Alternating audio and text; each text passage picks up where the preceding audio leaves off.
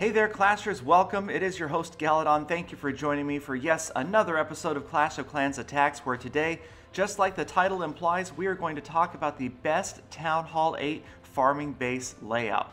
But I do have to start this episode with a disclaimer, and that is that there is no such thing as the absolute best Town Hall 8 farming base layout. But we all know that, of course, because if there were, everybody would have it and we'd all be winning all sorts of defenses with it.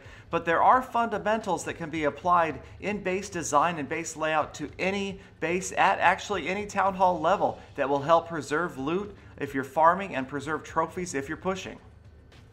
So today we are going to take a look at a couple of examples of what I think are pretty effective layouts, and they're actually quite different when you look at them. Now obviously upgrades are probably the most important. I think that if you take a well upgraded base with imperfections in design and you put it up against a lower, less upgraded base with an absolute ideal design, that the more upgraded base is going to win more often. That's just kind of the way it works. As you can see here in this defense, the clan castle did all the work, those wizards just wiping out almost the entire attacking force. But as we go back and take a look at this base of Zillies of LP5 Titan, we can see some of the things that he has applied to this base layout that help make it effective. And first of all, we can see the higher level walls upgraded from the inside out. We see splash defenses like mortars and wizards. They're triangulated so that they're balanced out throughout the village, giving coverage everywhere. He's alternated cannons and archer towers back and forth around. That also helps keep from having a lopsided base or a base that's more vulnerable to ground or air attacks from one side.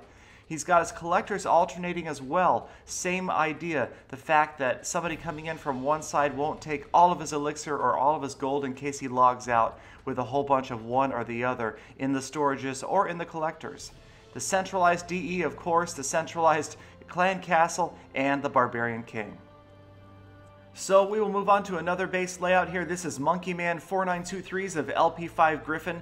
And now right away we do notice that the base is very different in layout from the first, but some of the same fundamentals are being applied. You see the triangulation, that balancing out of splash defenses, the wizard towers and the mortars. The air defense is also well balanced throughout the base, and also alternating the gold and elixir storage so that one side isn't lopsided. The same goes with those archer towers once again, and cannons. So again, these are the fundamentals that really need to be applied to any base that you want to be effective at protecting either your loot or your trophies. It really comes down to trying to stop the bad attacks, because a well-orchestrated, solid attack with a bunch of high-level troops is going to wipe you out just about every time, no matter what you do.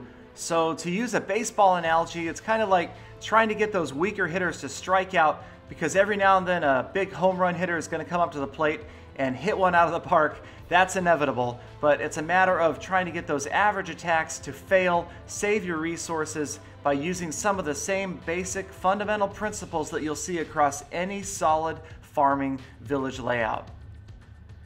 Now beyond that, there are a couple of tips that could probably help save resources that don't have to do with village layouts, and one would be to try to stay in a reasonable trophy range for your defensive upgrade level, so that you're not too high and getting attacked by much higher level town halls and more upgraded armies. The other is to try to log out with the least number of resources in your storages as possible. I know that's easier said than done, but really if you can farm and try to shoot for specific upgrades, purchase those upgrades before you log out whenever possible, then you're going to have a lot less loot, you're going to be a lot less attractive to other attackers. So I hope some of these tips have helped. I realize that these type of videos can be pretty controversial. They draw people with a lot of strong opinions, and varying ones at that. But again, I always read all the comments. I'm curious to hear what you guys have to say, your own tips and tricks if you're willing to share them. So please do check out my other Town Hall 8 videos. Like, comment, and subscribe, and I will see you guys again very soon with more full attacks for all Town Hall levels.